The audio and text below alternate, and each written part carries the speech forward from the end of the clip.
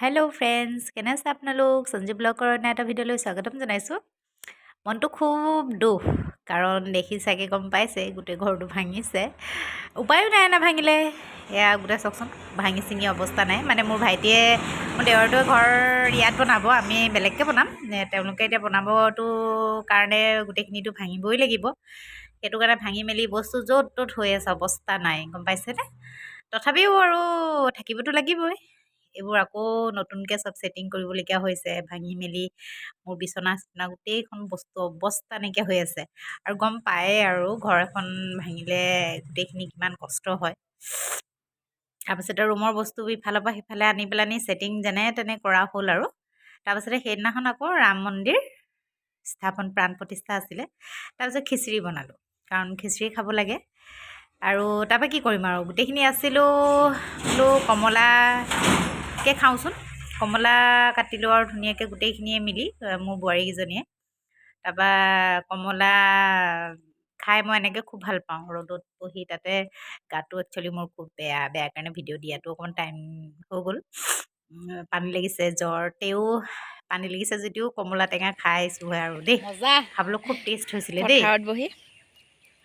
পথাৰত বহি কমলা সানি লৈ পেলাই খোৱা জুতিটোৱে বেলেগ। মজা। তাৰপৰা ভণ্টি শুই আছিলে, একদম আহিছে তাইও খাবলৈ। তাৰপিছতে অকণমান সময় থাকিলোঁ, অকণমান ঘৰলৈ মাতিলে, ঘৰলৈ গ'লোগৈ। তাৰপৰা ঘৰত গৈ পেলানি বৌয়ে বোলে পকৰি বনাবলৈ, মই বোলো পকৰিকে বনাওক খাওঁ।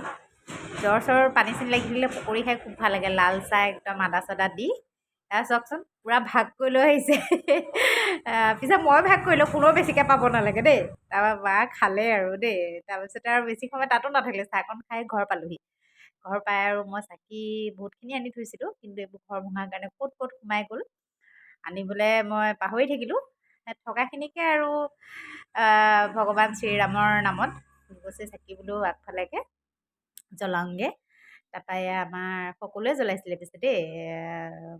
মই অহা অকণমান দেৰি হ'ল কাৰণে মই ঘৰত আহি জ্বলাইছোঁ। ঘৰত চবেই কামত ব্যস্ত হৈ আছে, তাৰ মাজতে মোৰ গাও বেয়া। এয়া মই ভগৱান শ্ৰীৰামে সকলোৰে মংগল কৰক, সকলোকে সৎবুদ্ধি সৎজ্ঞান দিয়ক, তাৰে কামনা কৰিলোঁ। আৰু খুব মনটো ভাল লাগিছিলে, কাৰণ যেতিয়া সেই প্ৰাণ প্ৰতিষ্ঠা কৰিছিলে সেই সময়কণত মনটোক মানে নিজকে নিজে কিবা এটা বহুত বেলেগ ধৰণৰ এটা অনুভৱ হৈছিলে। আৰু খুব বেছি মানে কি মই মানে চকু পানী ওলাই গৈছিলে, কি ক'ম আৰু আপোনাৰ, মই ইম'চনেল হৈ গৈছিলোঁ সেই সময়কণত। খুব ভাল লাগিছিলে সেই সময়কণ, কাৰণ মই মোৰ আৰাধ্য মই শ্ৰীকৃষ্ণক পূজোঁ। আৰু কৃষ্ণই ৰাম, ৰামেই কৃষ্ণ।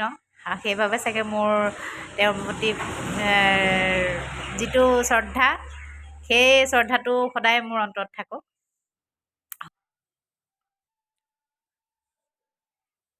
জয় শ্ৰীৰাম। জয় শ্ৰীৰাম।